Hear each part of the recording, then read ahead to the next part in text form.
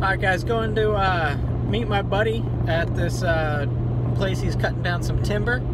Hopefully, he's got some good stuff to show me, and I will have a good example of things to show you guys, the type of trees that will be turning into lumber and, you know, hopefully sell into the community. So, let's see what he's got to show me.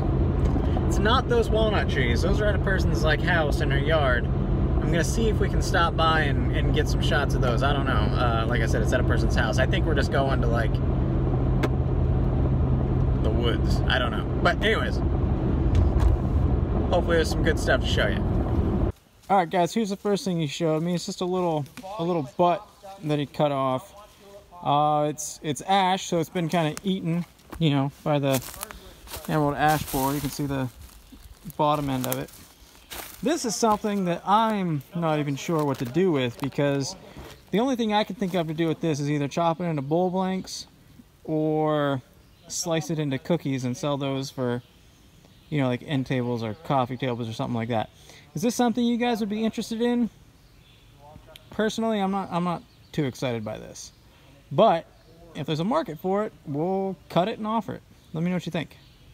Alright guys, so here's a hard maple that John just showed me, and so he would cut this because of this. You can see that seam right down the middle of it. I'm not exactly sure why that, you know, justifies it being cut down, but he says it does. But so to me, and there's another seam on this side,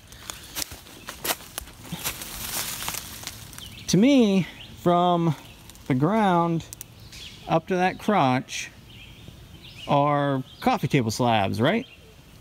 Slab that into coffee tables, and then this trunk up there you can saw boards out of for probably 20 feet up and get decent sized boards.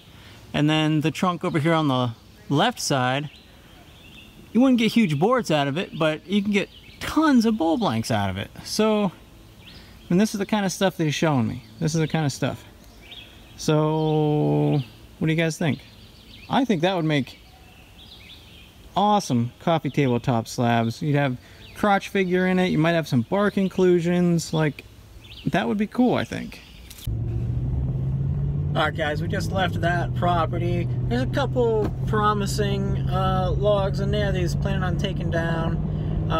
We're going to go over and I'm going to show you this walnut tree I was talking about the other day. It's pretty impressive. Let's go take a look. Alright guys, coming around here. So normally you'd probably leave this tree. It's got some dead branches and stuff, but you can see it's like right in the middle of these buildings and stuff. It's kind of hard to tell from here, but it's enormous. And even those limbs are big enough that, you know, we could saw those into lumber too. They're not tiny limbs here. We got another walnut tree there to saw into lumber. It's kind of small. And then another one back in there. That's probably 18-ish, 16 inches in diameter. This guy's every bit of 4 feet, I bet. Yeah. And some of it's rotten, but tons of bowl blanks, slabs out of the bottom half of it. That thing excites me. All right, guys, just to give you an idea of the scale on this thing, I'm gonna go and hug it. You guys see how big this thing is. It's a big tree, right? Like, you don't find walnut this big. All right, guys, so that is the walnut tree that he originally showed me.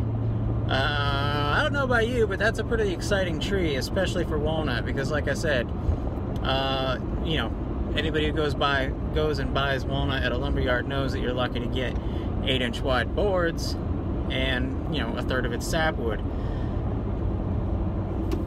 He says that, you know, he cuts those all the time because they're dirty trees, you know, they drop the nuts and people don't want them in their yard, or I don't know. Let me know what you think. Oh, my light's going away. Just a small sampling, I guess, of some of the stuff he's trying to show me, but I got pretty excited about that walnut tree and I wanted to show it to you guys. So, I'll see you tomorrow.